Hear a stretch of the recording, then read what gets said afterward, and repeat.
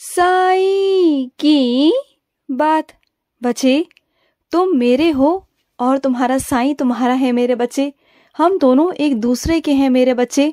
तुम्हारे और तुम्हारे साईं के बीच में कोई ना था, ना कोई है और ना ही कोई हो सकता है मेरे बच्चे। जो भी तुम्हारे सपने हैं ना, जो भी तुम्हारी बातें हैं, जो भी कुछ भी, वो सीधा आकर मुझसे कह दिया करो, तुम्हारा साईं उसे पूरा करेगा।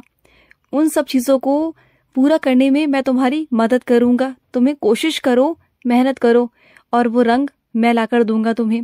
तुम्हारी ज़िंदगी में रंग आएंगे, तुम्हारी ज़िंदगी में खुशियाँ आएंगी। मेरा आशीर्वाद तुम्हें मिलता रहेगा मेरे बच्चे हमेशा। और सुनो मेरे बच्चे, अच्छी बात है कि तुम आत्मनिर्भर बन चुके हो। बहुत अच्छी बात है कि तुम सब कुछ कर सकते हो अपने हाथों से। लेकिन ना मेरे बच्चे, एक बात सुनो ध्यान से। जो तुम्हारा जीवन साथी है ना, उसकी भी जिम्मेदारी बनती है कि आधा खर्चा वो भी करे तुम्हारे साथ साथ। तुमने सारी जिम्मेदारियां अपने ऊपर ले रखी है, हर एक चीज की जिम्मेदारी, हर चीज तुम करने लगे हो आजकल। और उसने तुमसे बिल्कुल ही पीछे छुड़ा दिया है। वो बिल्कुल खर्चा नहीं करता, बिल्कुल तुम्हें खर्चा नहीं देता और तुम सारी जिम्मेदारियां अकेले उठा रहे हो। देखो, आज तो तुम कर रहे हो, लेकिन कल को क्या? तुम अपने लिए जरा सा भी निवेश नहीं कर पाते, जमा पूंजी नहीं कर पाते हो। कल को अगर बीमार पड़ गए, कल को अगर परेशानी आ गई, तो कौन देखेगा तुम्हें? बताओ, कोई करेगा तुम्हारे लिए या कौन पैसा लगाएगा तुम्हारे पर?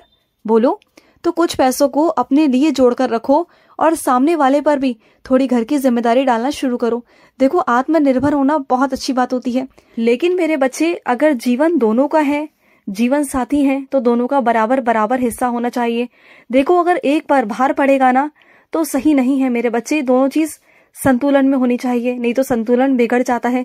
अगर एक ही इंसान के ऊपर हमेशा भार रहेगा तो परेशानी रहेगी, और वो मैं बिल्कुल नहीं चाहता कि तुम अपने कंधों पर हमेशा जिम्मेदारी लेके चलो। बहुत अच्छी बात है कि तुम जिम्मेदारी समेटते हो, बहुत अच्छे से निभाते हो, बहुत अच्छी बात है, लेकिन कुछ तुम्हें उसमें से अपने लिए भी सोचना है, कुछ प्रतिशत अपने लिए भी करना है। समझ रहे हो ना मेरी बात को? अपने लिए भी करो मेरे बच्चे, क्योंकि जिन लोगों के लिए तुम कर रहे हो ना, वो लोग तुम्हारे कभी सगे नहीं थे, कभी तुम्हारे अपने नहीं बने, तो आज कैसे बन जाएंगे बताओ? तो वो सब चीजें मत करो, बिल्कुल भी मत करो। जितना हो सके उसकी सीमा में आकर करो और सामने वाले से भी करवाओ। उस पर दबाव डालो थोड़ा सा कि वो भी करे, थोड़ी जिम्मेदारी डालो उसके ऊपर। नहीं डालोगे तो नहीं करेगा, वो बिल्कुल नहीं करेगा। और सुनो, मैं जानता हूँ महीना खत्म हो चुका है, तुम्हें बहुत सारा भुगतान करना है, बहुत सारी किश्तें भरनी है तुम्हें, तुम्हारे सर पर बहुत सारा कर्जा आ अटका है। मैं जानता हूँ मेरे बच्चे, ये महीना खत्म होते होते ही ना तुम बिल्कुल चिंता में आ जाते हो कि कैसे अब कर्जा होगा, कैसे चुकेगा वो और कैसे कर पाओगे। मैं जानता हूँ मेरे बच्चे, लेकिन तुम चिंता मत करना। मैं ऐसा कुछ करूंगा ना कि जो भी पैसे है ना तुम्हारे किश्तों के, वो चुक जाएंगे और वो पैसों का इंतजाम हो जाएगा और तुम चुका पाओगे। निश्चिंत हो जाओ, बिल्कुल चिंता मत करो।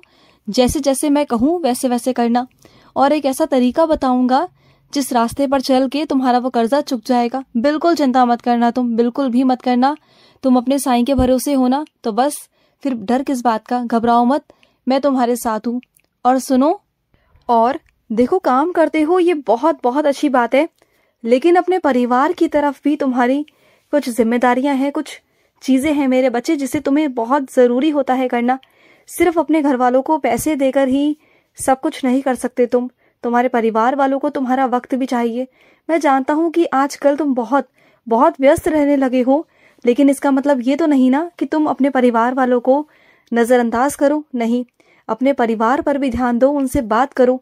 देखो, चाहे 10 मिनट ही सही, रोज उनसे अगर तुम इतना ही पूछोगे ना कि तुम कैसे हो, क्या कर रहे हो, क्या उनकी जिंदगी में चल रहा है, सिर्फ इतना ही पूछोगे ना, तो उन्हें बहुत अच्छा महसूस होगा, बहुत अच्छा महसूस होगा।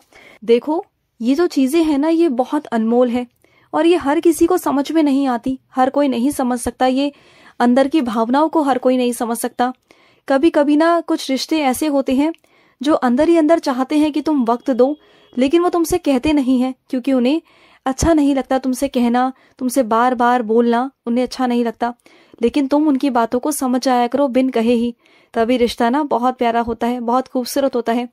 देखो, तुम्हारा रिश्ता बहुत प्यारा है और तुम उसे और खूबसूरत बना सकते हो वक्त देकर, उनकी जिम्मेदारियां पूरी कर कर, उनकी खुशियां भरकर।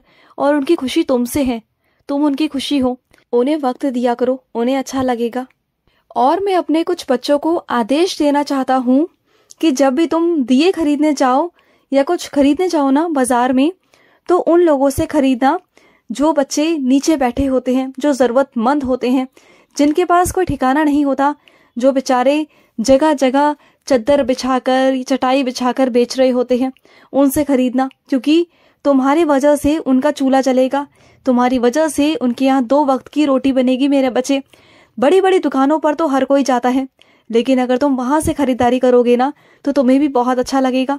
और उनसे खरीदते समय ना कोई मोल भाव मत करना, जितना वो कहे ना उतना देना, या अगर उससे 2-4 रुपए ज्यादा भी दे सकते हो तो दे देना।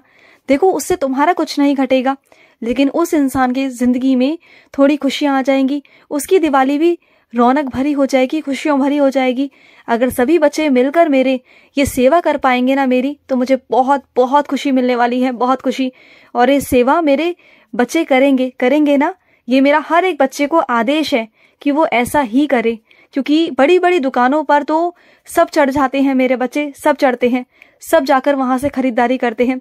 लेकिन कभी उनकी भी सोचो जिनके यहाँ पर कोई नहीं कमाने वाला, जो छोटे छोटे बच्चे बेचते हैं, जिनके सर पर कोई कमाने वाला नहीं, जो बुजुर्ग बेचते हैं, उनके सर पर भी कोई बच्चा नहीं कि उन्हें कोई खिला सके बिठाकर। तो उन पर रहम करना, क्योंकि तुम साईं के बच्चे हो। अगर मैं तुम पर रहम कर सकता हूं ना, तो तुम भी उन पर रहम कर सकते हो। और ये मेरे बच्चे अगर समझ जाए ना, ये बहुत बहुत गहरी बात है और बहुत बड़ी सेवा है मेरी। इतनी बड़ी सेवा है कि तुम्हारी वजह से अगर किसी का अच्छा होगा ना, तुम सोच नहीं सकते कि तुम्हारा दुगना कितना अच्छा होगा। तुम सोच नहीं पाओगे कि मैं तुम्हारा कितना अच्छा कर दूंगा। तुम्हारे ऊपर इतनी बख्शिश हो जाएगी ना मेरा इतना आशीर्वाद हो जाएगा कि तुम सोच नहीं पाओगे। जहां भी जाओ, दिया लेने जाओ, कुछ भी लेने जाओ, तो उन्हीं लोगों से खरीदना। ये मेरा आदेश है तुम पर। अगर मेरा आदेश मानो तो आदेश है, अगर मेरे प्यार से कहीं बात समझो तो मेरी बात है। तुम जो समझना चाहो तुम समझ सकते हो। ये मेरा हर एक बच्चे के लिए संदेश है, हर एक बच्चे के लिए। और सुनो मेरे बच्चे, अगर तुम मेरा कोई भी काम करना चाहते हो ना, कोई भी, तो संख्या 9 चुनना। कोई भी जो तुम नंबर लेना चाहते हो, जो संख्या लेना चाहते हो, वो 9 चुनना, 9। या अगर तुम कोई भी काम करना चाहते हो, बहुत सारे तुम्हारे काम पास में हैं और तुम्हें समझ में नहीं आ रहा कि मैं कैसे उन कामों को खत्म करूं, तो 9-9 चीजों में बांट देना, 9-9 हिस्सों में बांट देना। फिर देखना वो तुम्हारे काम कैसे निर्विघ्न होकर हो जाएंगे और बहुत जल्दी जल्दी हो जाएंगे और तुम पर कोई भार, कोई बोझ नहीं पड़ेगा। तुम देखना। और मेरा एक काम करना मेरे बच्चे, आज मेरे आगे ना दिए जलाना, वो भी 5 दिए जलाना। बस इतना कह रहा हूँ, बस वो कर देना। 5 दिए मेरे नाम पर जला देना आज, चाहे वो सरसों के जलाना, चाहे वो घी के जलाना, जो तुम्हारा मन करे वो जलाना, लेकिन आज दिए जरूर जलाना मेरे बच्चे। और एक बात सुनो, आज जहाँ से तुम्हें निमंत्रण आया है ना, वहां तुम जाना, जरूर जाना। किसी और को मत भेजना, तुम खुद जाना, क्योंकि वहां बुलावा तुम्हें आया है, मैंने बुलवाया है तुम्हें वहां पर, तो आना जरूर है तुम्हें। तुम्हें ऐसा नहीं करना कि अपने बदले किसी और को भेजो। आ जाना, तुम्हारा इंतजार है मुझे वहां पर, ठीक है ना। और मेरा बहुत सारा आशीर्वाद प्राप्त होगा तुम्हें आज, बहुत सारा आशीर्वाद। और सुनो, जो तुम कर रहे हो ना, वो काम बिल्कुल सही है तुम्हारे लिए, बिल्कुल सही है। देखो, उसमें कोई बुराई नहीं, जो भी तुम कर रहे हो उसमें कोई बुराई नहीं मेरे बच्चे, कोई बुराई नहीं। और ऐसे करते चलो, आगे बढ़ते चलो, उन्नति करते रहो। मेरा आशीर्वाद है तुम्हारे साथ, खुश रहो। आज का मध्याह्न साई संदेश समाप्त हुआ।